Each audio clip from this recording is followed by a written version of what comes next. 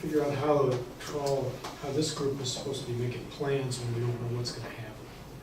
Because it seems like if you're designing, if you're trying to figure out how to spend these days with the idea that you're trying to augment the Bigelow survey, then it probably makes sense to figure out how to come up with a great flatfish survey. On the other hand, if you think that we're gonna transition to get rid of the Bigelow completely, that's a different problem.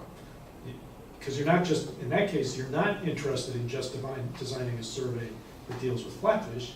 You're gonna have to come up with a survey that deals with everything, which is a very different problem than this one. So Ron actually may have an idea here that, you know, since you don't really know what's gonna happen between the Bigelow and this survey, maybe he's got the right idea to sit back and say, okay, let's not think about exactly how to tie it together with calibration or fit together with the Bigelow.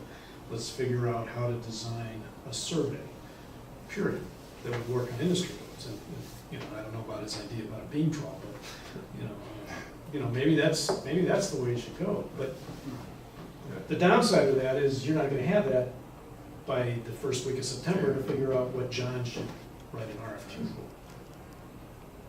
I think you've been given a little bit of an intractable problem here. You don't have any specific assessments coming. I mean, if you stick to the idea we only bring new data in at benchmark assessments, you don't have any flatfish benchmark assessments that are on the schedule for at least the next 2 years.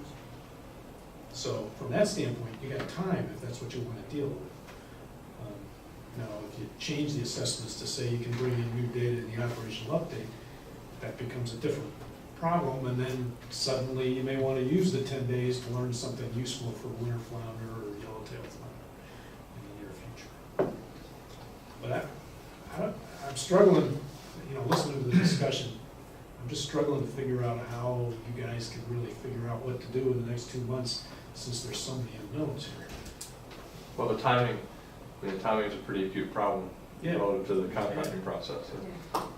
Terry? I wanted to ask Tom a question. Is that an option? What's that? Could the council ask the science center to look at something different in the operational updates? Or how would that work? Well, there used to be a NIPS employee at the center who he and I sat down one day and tried to figure out what could be in or out of assessments. Right?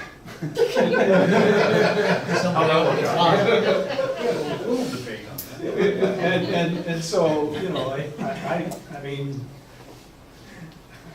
I don't fully understand the limitations of bringing in a whole new data set, right? Because that kind of changes your whole model formulation.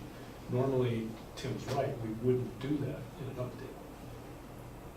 Does that mean you couldn't if they decide to change the ground rules? I mean, we set the ground rules. So we being everybody in the room, I don't mean the council or the science center.